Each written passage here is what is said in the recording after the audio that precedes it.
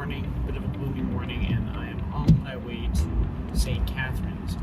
So about a week and a half ago, my partner and I closed on a building out in St. Catharines. Now this building's 14 room housing kind of complex. So it's like a purpose-built apartment building, but it has 14 individual rooms inside of it, spread across 3 different floors. There's a basement, main floor, and upstairs.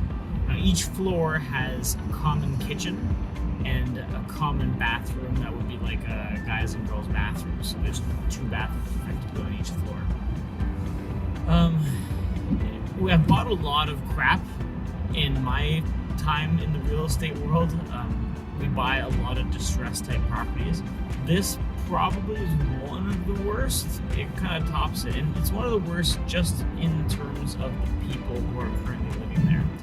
The amount of riffraff right now that is living in this unit is something that I've never seen something like it. It's totally like something you'd see out of the movies. A lot of drug activity, a lot of just really sketchy activity. Anyway, it's crazy. So remember when we did our first walkthrough with Mo, who's our partner. We were just kind of looking at each of the rooms, and there's a lot of rooms that have their doors kind of left ajar, so you can kind of peek in. And once again, it was just it's sad in a lot of respects, and I obviously want to be sensitive, talking about it, because these people obviously have serious drug problems. But the fact that it's being allowed to fester within this building, and the cops patrol the place frequently. Anyway, it's like a hotspot. Everyone knows it's there. There's obvious signs of it there, and just nothing's being done about it. So it's now a stigmatized building. So the reason I'm driving in this morning is that yesterday, I guess a couple of guys broke it or got into one of the bathrooms. They're not even residents of the building. Decided to smoke crack in one of the bathrooms and set the bathroom on fire. So it's the morning after now, and we're just gonna go come up with a plan, because of course the fire department had to come put the fire out. We also had the fire marshal in there who, it was not impressed of the condition of the property. Go figure. That's why we're doing what we're doing. But anyway, he's given us 48 hours to rectify these issues. Otherwise, there's going to be some sort of consequence, likely in the form of some sort of fine. I don't know yet. So we're going to go check the damage. I'm meeting with an electrician there. I'm also meeting with a fire inspector, like a contract inspector, to just see if we can troubleshoot what some of the issues are, see if we can knock a couple of the items off the list that need to be knocked off the list, and kind of get the city off our backs immediately, and then move forward with how we're going to actually go to remediate this project. So it won't be too much longer. We'll get there, and I'll show you guys around. So we're here at the building.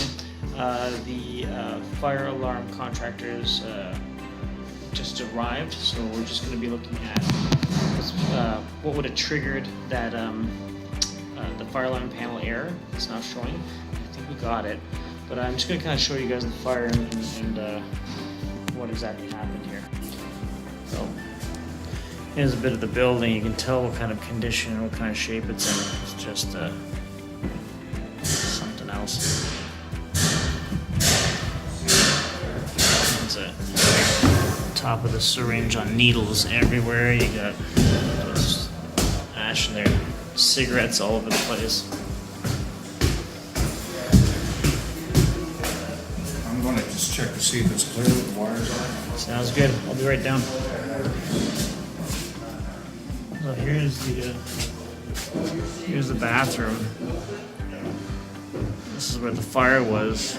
One of the tenants, seemingly one of the more sober ones, saw what was going on, and I guess someone tried to light something in here and set the whole thing ablaze. So definitely got everybody's attention, that's for sure.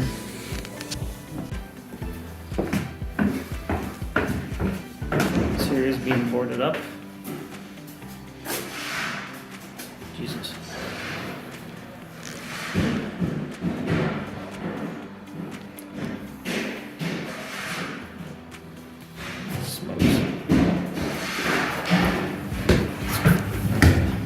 there's like legit 2 guys just sleeping in like an open area there. What's going on? This ain't too bad, this one. No, not one there at all. We've seen Yeah. worse. I'll be very, very One careful. downstairs was worse than this. Yeah, but there are needles in there. Ah, yeah, sure there is. You know that. Jesus. You gotta be careful walking here, Les. It's crazy. I've never seen anything like this before.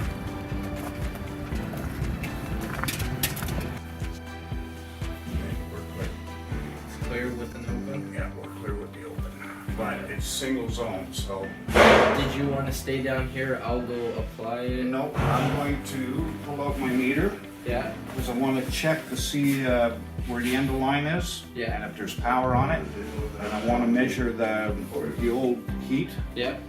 and just make sure that it is shorted. I got you. You want me to grab the meters? Huh? You want me to grab the meters or? No, I'll get it. Alright. So Mike, just very quickly for my own information, so we just reinstalled that heat. We haven't yet. We haven't yet. I Okay, just removed it, but that's what was triggering and it. the alarm is cleared. Okay, So it's clear. looking like that was the troublemaker. Excellent. And I just want to measure the old heat to see if it's shorted, and I want to check the voltage Yeah. Yeah. on it because I don't believe the black and, No, I got you. you know what I Yeah. mean? It was a little weird when I took it down. It's all good. That's why I split the wires. It's all good. So, what do you think happened here with this particular? This is a heat. It's a fixed temp heat, Okay. so it only goes at a certain temperature. This one goes at 109 degrees Fahrenheit, Okay. but because the heat sink is missing, it's probably tripped. And that's what the error is we're getting at the fire alarm panel.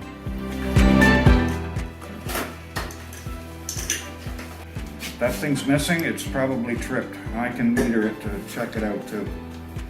You need to take that metal thing off. Oh, the cover? Yeah. Gotcha.